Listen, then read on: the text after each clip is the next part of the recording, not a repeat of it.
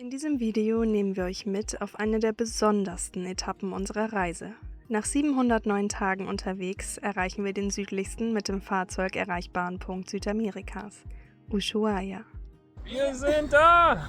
Aber das sind jetzt richtig viele auf einem Haufen. Ja, da werden wir so nicht durchkommen.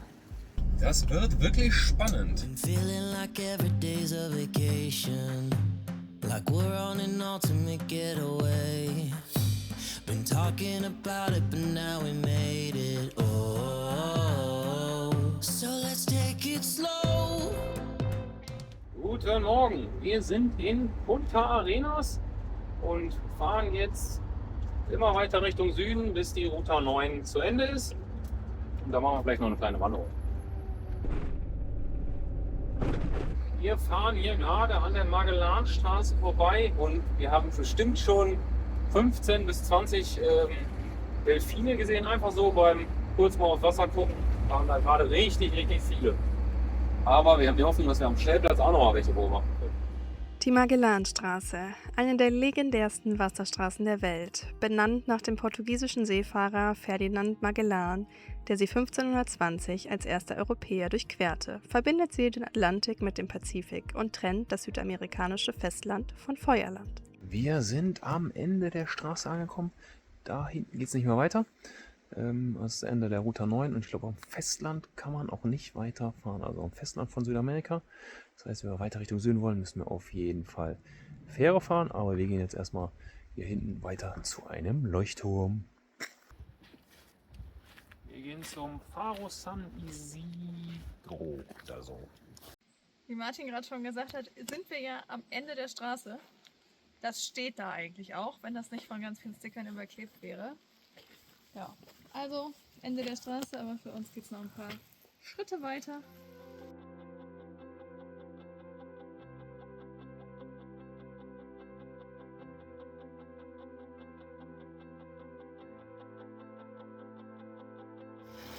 Wir haben die Delfine gefunden. Sie schwimmen direkt am Ufer.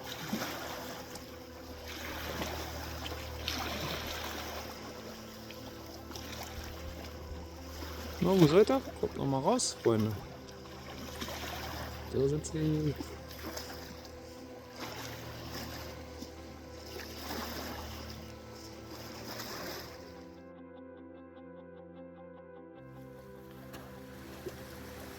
Irgendwie müssen wir rüberkommen. Vielleicht ganz vorne. Hier rechts dürfte es ein bisschen tief sein.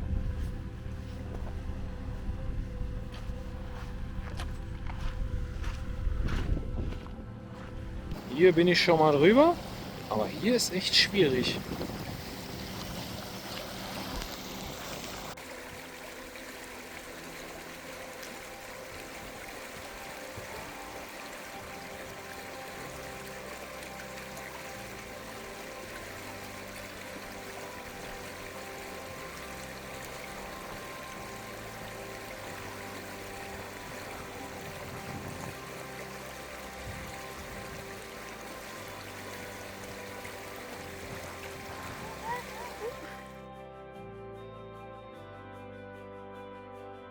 Ist das voll los? Ist hier ein Zeichenwasser oder ist mehr? Mehr.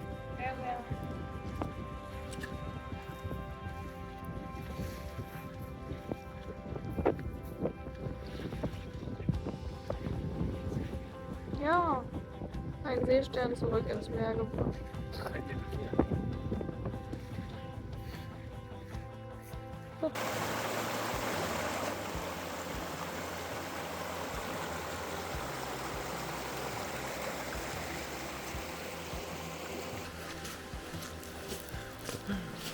Wir sind fast am Ziel. Da vorne der rote Pfeil zeigt zum Leuchtturm. Müssen wir einmal hier noch quer durchs Landesinnere und dann sollten wir da sein.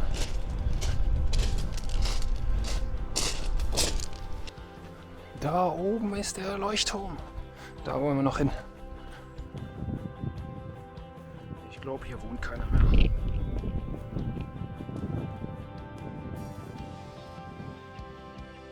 Wir sind da, hier ist der Leuchtturm.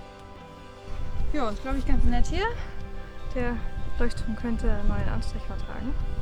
Aber ich glaube, das geht dann ja immer schnell. Und da drin liegt ein Walskelett, glaube ich. Das brauche ich jetzt nicht unbedingt.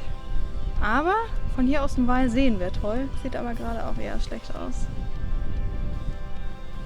Wir sind auf dem Rückweg. Es sind zwar nur 5,5 Kilometer, aber dadurch, dass wir die ganze Zeit über diesen Strand hier gehen, wird es wahrscheinlich so wie am Hinweg fast 2 Stunden dauern. Und schließlich müssen wir noch durch 4 Bäche durch. Wir sind an der ersten Flussquerung und das Meer drückt schon rein. Markus guckt mal, ob wir da oben drüber kommen. Vorher konnte man nämlich hier rüber gehen, weil nämlich da noch eine Insel war. Die ist aber jetzt weg. Ah, das piekst ja hier bestimmt. Aua!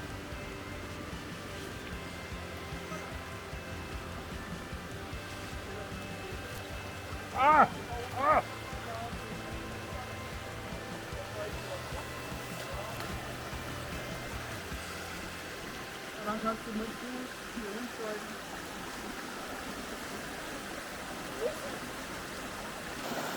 Hier ging es ganz gut rüber. Wir sind zurück an der zweiten schwierigen Flussquerung. Und das Wasser ist viel höher.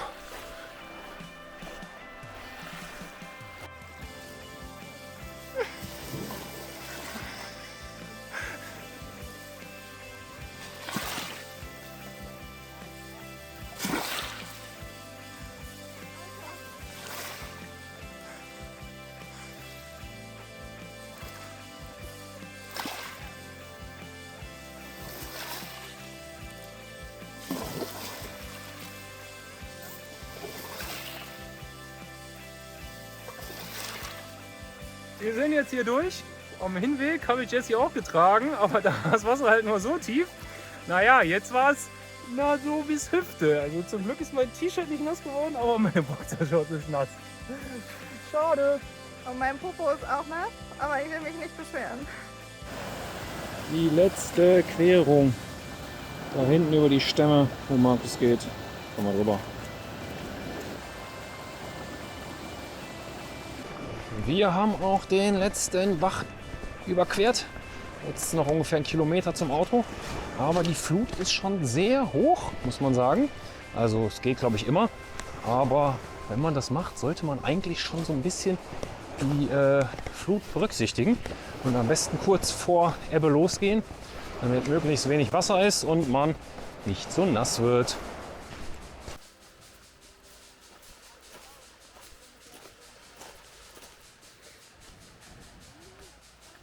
Wir sind zurück am Camper. Es waren ein bisschen mehr als 11 Kilometer und wir haben tatsächlich fast 5 Stunden gebraucht. Aber wir haben natürlich auch eine Pause gemacht und bei den Flussquerungen musste man immer gucken, wo man so rüber geht. Aber trotzdem sehr schön und mal wieder eine andere Wanderung. 0 Höhenmeter und sehr lange oder eigentlich die ganze Zeit am Meer entlang.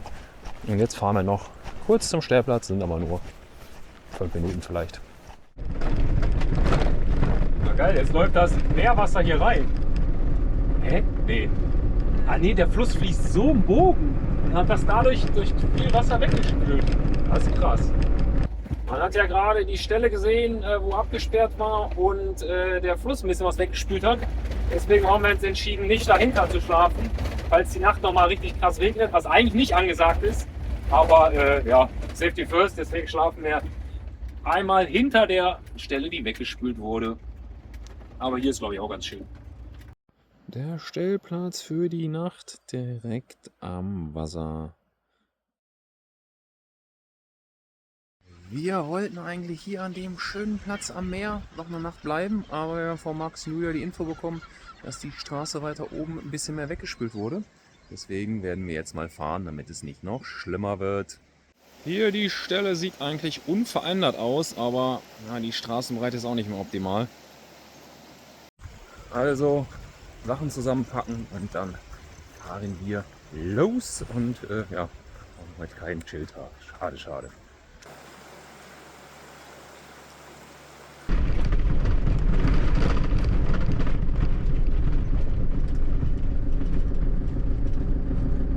Kommen wir so nicht durch.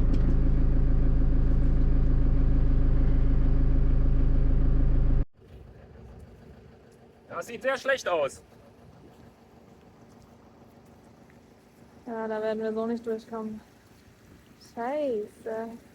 Das wird wirklich spannend. Wie viel Schwere ist drin?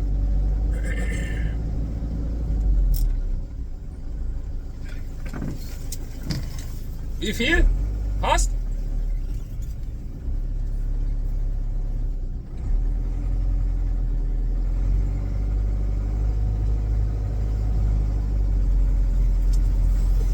Das ist aber gut. Wir sind durch, aber ich glaube, wir haben es noch mehr kaputt gemacht. Tatsächlich haben wir zum Glück keinen großen weiteren Schaden verursacht. Und nach dieser Szene kamen auch schon die Straßenarbeiter um die Ecke, die sich der Sache dann angenommen haben.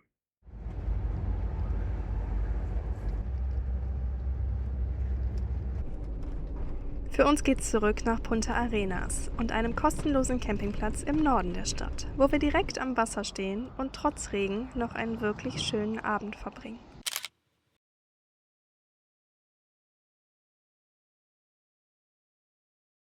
Wir sind schon einige Kilometer gefahren, haben auch nochmal ordentlich vollgetankt und heute steht der Tag im Zeichen von Schiffen. Hier liegen 2 gestrandete Schiffe und wir fahren später noch Fähre. Mal gucken uns erstmal die Schiffe hier an. Aber es ist noch festgemacht, kann ich wegschwimmen.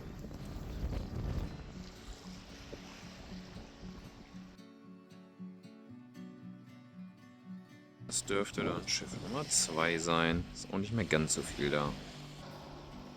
Entlang der Küste der Magellanstraße begegnen uns immer wieder die Spuren vergangener Zeiten. Alte Schiffswracks wie die Ambassador oder die Olympien erzählen von einer Ära, in der diese Passage wegen Wind, Strömung und wechselhaftem Wetter lange als äußerst gefährlich galt.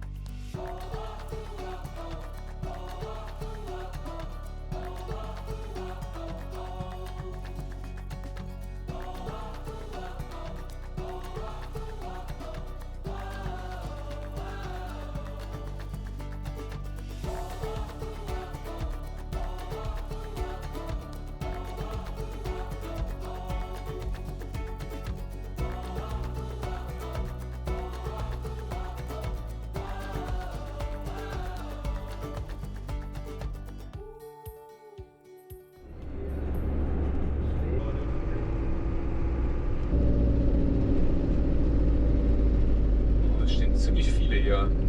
Sind hier aber auf die drauf. Kommt die nächste.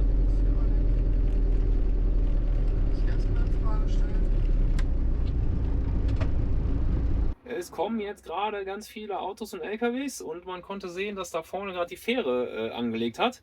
Die Schlange hier ist zwar relativ lang, aber wenn wir Glück haben, kommen wir jetzt auf die Fähre, sonst müssen wir noch eine Stunde warten.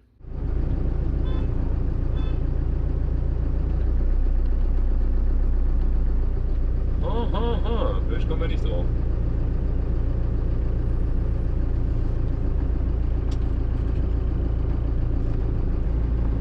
Also das könnte sehr knapp werden. Deswegen geht jetzt, lässt immer nur einen noch drauf fahren, um zu gucken, wie viel Platz ist. Also ich würde mal schätzen, dass mindestens schon 15 LKWs drauf sind und 25 Autos. Das heißt aber spätestens bei der nächsten kommen wir dann mit rüber. Ja, nächste ist safe.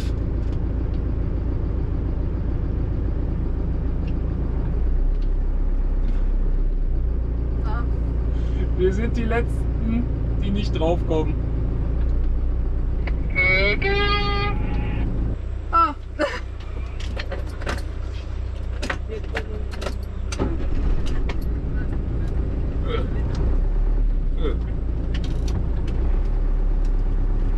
Als wir jetzt gerade fragen wollten, wann die nächste fährt, winkt er. Ach scheiße, jetzt kommt Ulmis nicht drauf. Oh nein! Aber vielleicht ja auch noch. Läuft die GoPro? Ja. Dann mal gute Überfahrt. Nein, wir drücken die Daumen, dass der auch noch passt. Hinter dem vielleicht noch? Das wird eng. Drehen. Oder so umdrehen. Was denn jetzt? Ersatzfinish. Ah, fahren. Ja, Doch. der hat irgendwas anderes gesagt.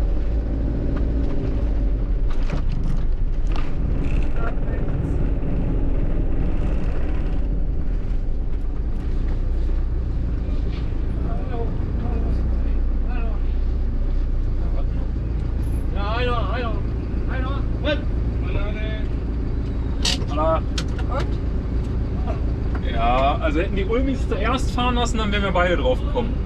Und jetzt, die dürfen aber nicht mehr? Ne, die macht jetzt zu.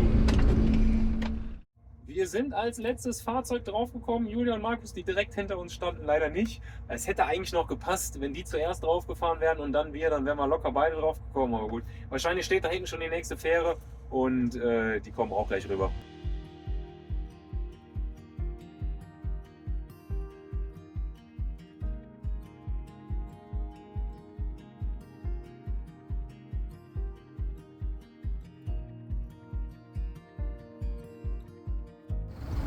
Es geht los!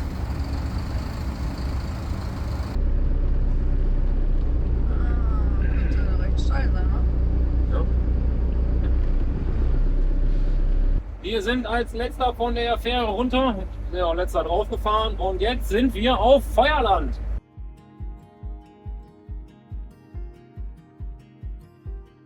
Ich weiß nicht, ob wir nach da hinten fahren wollen oder ob wir uns hier hinstellen besser. Wir sind an unserem Stellplatz angekommen. Gerade fängt es an zu regnen.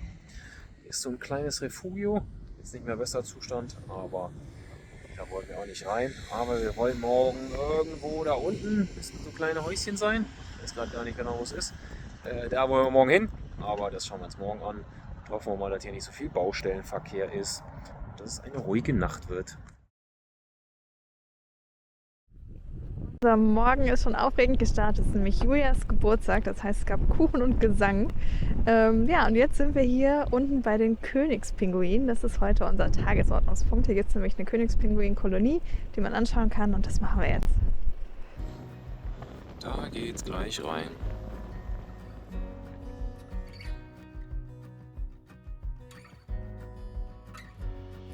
Okay, fertig.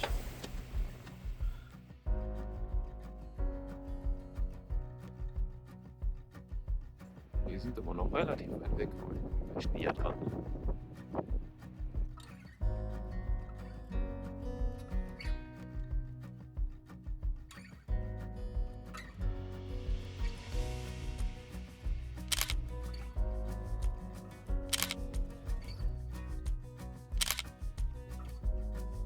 Das hier ist wirklich eine ganz besondere Begegnung, denn diese Kolonie ist eine der wenigen Königspinguin-Kolonien außerhalb der Antarktis. Erst seit einigen Jahren haben sich diese beeindruckenden Tiere hier wieder angesiedelt. Mit fast 1 Meter Körpergröße gehören Königspinguine zu den zweitgrößten Pinguinen der Welt. Und mit ihrer orangefarbenen Zeichnung wirken sie fast schon majestätisch. Anders als viele andere Pinguinarten bauen sie keine Nester, sondern tragen ihr Ei auf den Füßen unter einer schützenden Hautfalte. Die meisten Pinguine hier sind schon geschlüpft. Manche sind noch klein und sitzen weiterhin auf den Füßen ihrer Eltern. Andere, hier mit dem noch bräunlicheren Fell zu erkennen, sind bereits etwas größer. Dieses flauschige Fell schützt die Küken vor einer eisigen Kälte Patagoniens. Erst nach mehreren Monaten entwickeln sie ihr charakteristisches schwarz-weißes Federkleid. Die neuen Federn sind dann dicht aneinander angeordnet und mit einer öligen Schutzschicht versehen. So bleibt die Haut auch im eiskalten Wasser trocken und damit sind die Jungtiere dann bereit, das Land zu verlassen und selbst auf die Jagd im Meer zu gehen.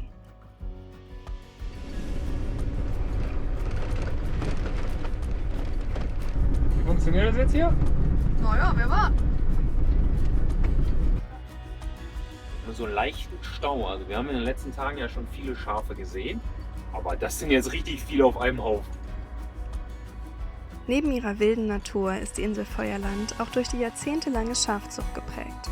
Seit dem späten 19. Jahrhundert entstanden hier große Estancias, also weitläufige Farmen, mit tausenden Tieren, die vor allem für die Woll- und Fleischproduktion gehalten wurden.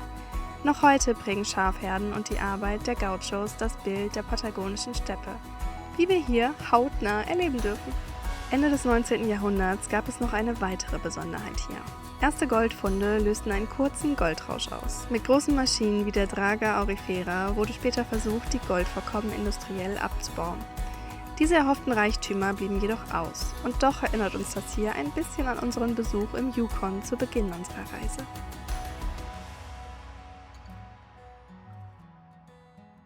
Wir haben einen Stellplatz gefunden.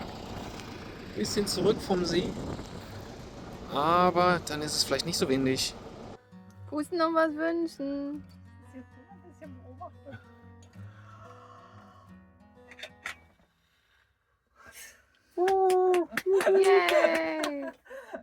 Wie es sich für einen Geburtstag gehört, haben wir den Tag natürlich noch ein bisschen gefeiert. In schöner Umgebung, mit interessanten Besuchern wie einem Kondor und einem Fuchs und viel leckerem Essen.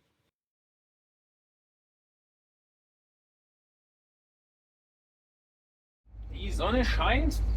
Nachdem wir 2 Tage am See standen, sind wir jetzt mal weitergefahren und wir fahren jetzt noch zum wahrscheinlich Ende der Straße. Gucken, ob wir so weit kommen. In Chile. Da kann man dann nämlich nicht mehr weiter südlich fahren. Aber das heißt, wir werden morgen wieder 100 Kilometer zurückfahren müssen. Aber unten soll es schön sein.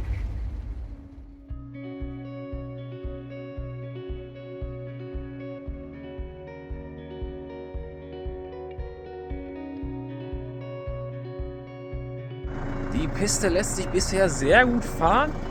Er ist nur leicht dezent matschig. Also es ist nicht richtig matschig, aber die oberste Fläche ist halt so feucht. Und demzufolge spritzt es ordentlich. Your love is a furnace in your presence I am burning. I'm In einer with idyllischen Landschaft aus. you. Lighting my fires, filling my desires when I'm with you. I'm with you. Take me away, take me away. 'Cause no one knows me like you do. Take me away, take me away. Na, na, na, na, na, na. Take me away, take me away. 'Cause no one knows me like you do. Take me away, take me away. Now and then I think about how much we've been through. So I don't even need to speak to be heard when I'm with you. I'm with you. You know me in the quiet and search me in the silence when I'm with you. I'm with you. Take me away, take me away. 'Cause no one knows me like you do. Take me away, take me away.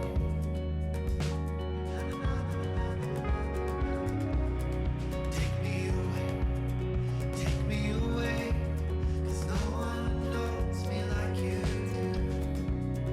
Take me away, take me away. You and me and nothing in between. Just to be overcome in your company. Wir sind am Ende der Straße von Chile angekommen. Es sieht jetzt ein bisschen unspektakulär aus. Ja, aber weiter geht's hier nicht, beziehungsweise das Tor ist zwar offen, aber da steht, man soll da nicht reinfahren.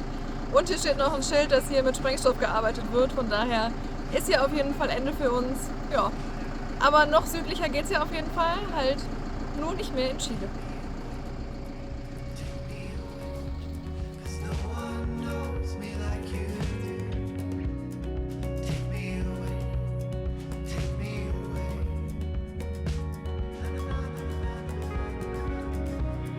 Take me away, take me away. 'Cause no one knows me like Wir sind am Stellplatz angekommen. Theoretisch hat man eine richtig gute Sicht, aber es regnet seit einer Viertelstunde.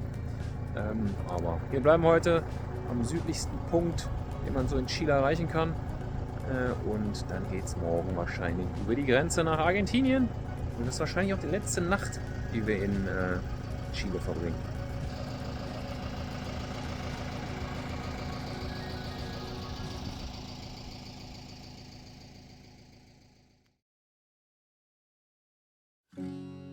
Bei bestem Wetter machen wir uns auf den Rückweg und auf in Richtung argentinische Grenze.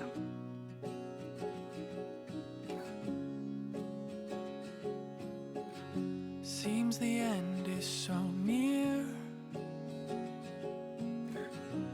Everyone lives in fear. Every way that you turn, people watch the world burn. Switch the screen off and breathe. You're the peace that I need. As the ashes fall down, will you be my sugar? Diese Gebäude sind halt wichtige. Da war SAG dran. Da wahrscheinlich. Ja, wahrscheinlich.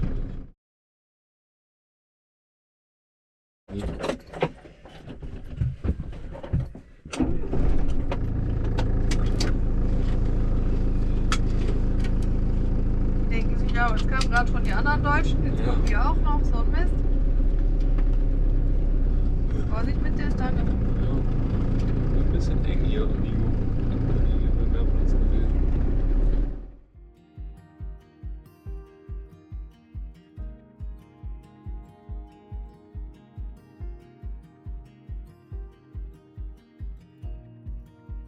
Ah doch, die stehen noch da.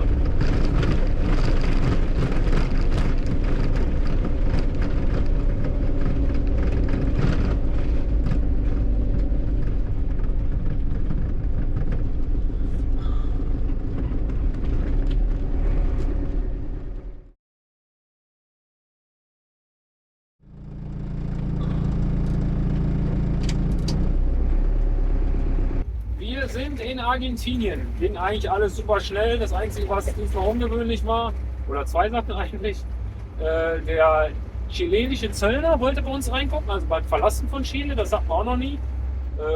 Aber vielleicht war er auch einfach nur am Auto interessiert. Und man muss sagen, der argentinische Zöllner, der war sehr gut vorbereitet. Der hatte nämlich gesehen, dass wir angekommen sind. Dann waren wir erst noch bei der Immigration. Und in der Zeit hat er schon mal das ganze Tab ausgefüllt. Das muss er nämlich handschriftlich machen. Er hatte alle Daten auch im System, aber er hat leider keinen Drucker. Also hat er das dann auf Durchschlagpapier aufgeschrieben und als wir kamen, musste er nur noch 2, 3 Sachen eintragen. Und damit ging das auch schnell. Ich glaube, eine halbe Stunde haben wir jetzt in Summe gebraucht. Ist okay. Da steht Ushuaia.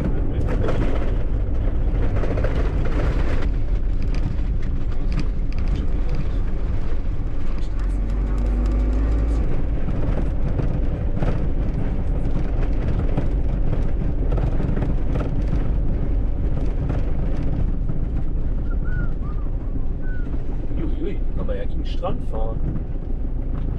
Wir sind an unserem Stellplatz angekommen. Waren gerade in dem kleinen Örtchen noch ein bisschen einkaufen. Nicht viel, weil wir brauchen nicht viel.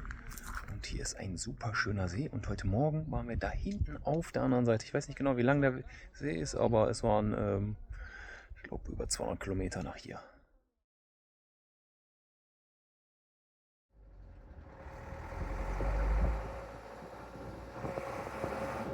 Wir haben unseren Stellplatz erreicht. Wir sind noch umgezogen, weil Markus und Julia diesen schönen Platz hier gefunden haben. Bei uns wäre wahrscheinlich ein bisschen mehr los gewesen, immer tagsüber. Und hier haben wir vorne noch eine Bank. Wahrscheinlich soll morgen ziemlich schlechtes Wetter werden, aber trotzdem haben wir hier dann wahrscheinlich einen schönen ruhigen Tag morgen.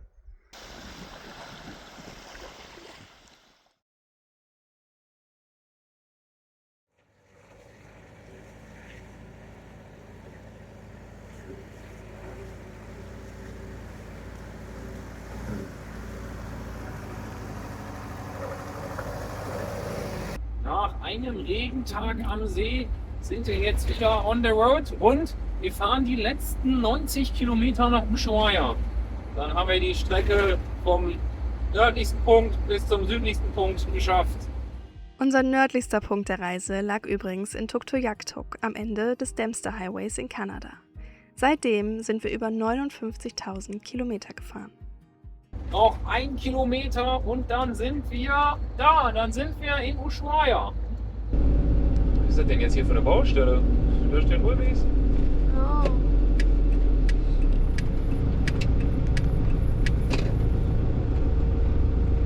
Wir sind da! Yay, nach 2 Jahren sind wir angekommen in Ushuaia. Kaum zu glauben. Wahnsinn. Wenn man vom Start unserer Reise im April 2024 im Osten Kanadas ausgeht, sind wir seitdem 709 Tage unterwegs und haben 79.990 Kilometer hinter uns gebracht. Einfach unvorstellbar, was wir in der Zeit alles erlebt haben. Wir sind am Hafen von Ushuaia. Da liegt auch schon ein Expeditionsschiff. Aber das sehen wir alles im nächsten Video. Da hat Martin tatsächlich schon ein bisschen gespoilert. Denn Ushuaia ist zwar die südlichste Stadt, die man mit dem Fahrzeug erreichen kann, für uns geht es jedoch noch südlicher, dann aber per Schiff. Bevor es soweit ist, wollen wir aber noch einen letzten kleinen Meilenstein erreichen. Das Ende der Straße im Terra del Fuego Nationalpark.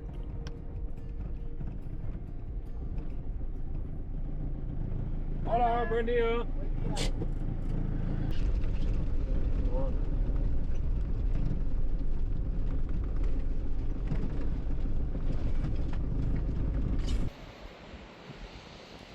Wir sind im Tierra del Fuego Nationalpark und hier gab es mal so ein Postoffice, das hat aber scheinbar zu. Aber wir fahren gleich noch weiter ans Ende der Straße hier im Nationalpark. Und das sieht auch so aus, als wäre es dauerhaft geschlossen.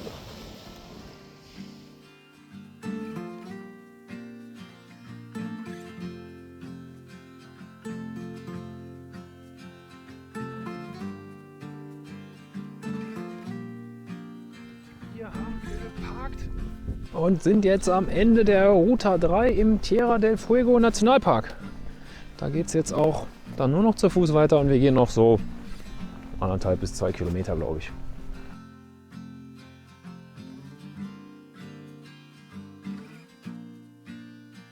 (17.848 Kilometer bis Alaska) und wir haben 60.000 gebraucht.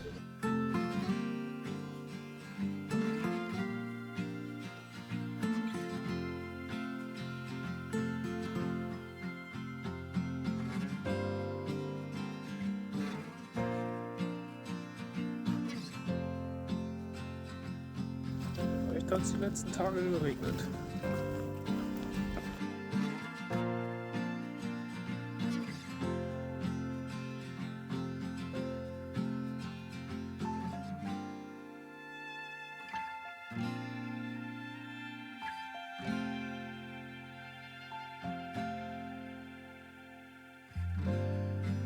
Wir sind am Ende unserer Wanderung hier angekommen. Da rechts geht es nicht mehr weiter. Da ist Ende vom Weg. Nächste Woche geht es mit dem Schiff weiter. Bis dahin sagen wir ciao. Gerne einen Daumen hoch da lassen, Abo nicht vergessen und Kommentare. Darüber freuen wir uns natürlich auch immer. Bis nächste Woche.